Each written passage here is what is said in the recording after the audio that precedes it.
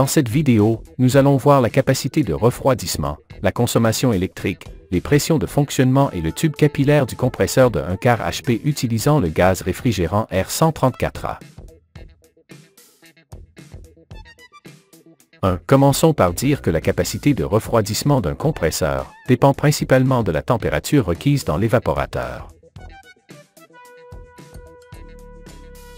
2. En moyenne, un compresseur réel de 1/4 HP fonctionnant avec du R134 a une capacité de refroidissement de 940 BTU/h, 237 kcal/h, lorsqu'il fonctionne à une température de -20 degrés Celsius, -4 degrés Fahrenheit.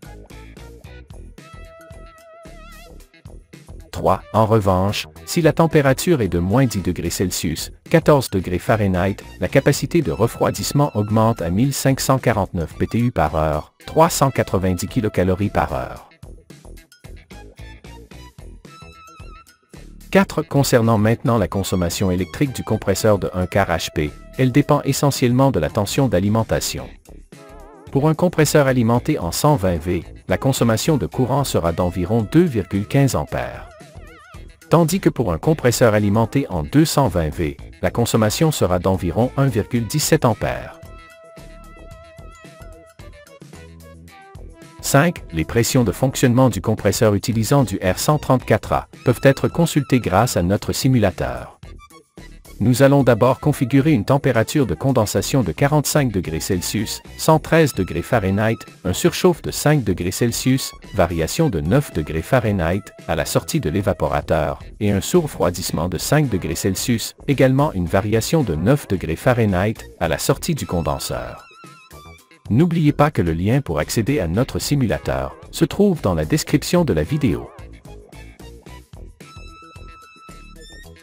6. Si nous sélectionnons une température d'évaporation de -10 degrés Celsius, 14 degrés Fahrenheit, et en considérant une altitude de 500 mètres au-dessus du niveau de la mer, nous obtiendrons les valeurs de pression suivantes. 7. Maintenant, si nous choisissons une température d'évaporation de -20 degrés Celsius, -4 degrés Fahrenheit, pour la même altitude de 500 mètres, les valeurs de pression seront les suivantes. 8. Ensuite, nous allons rechercher dans notre simulateur la taille appropriée du tube capillaire.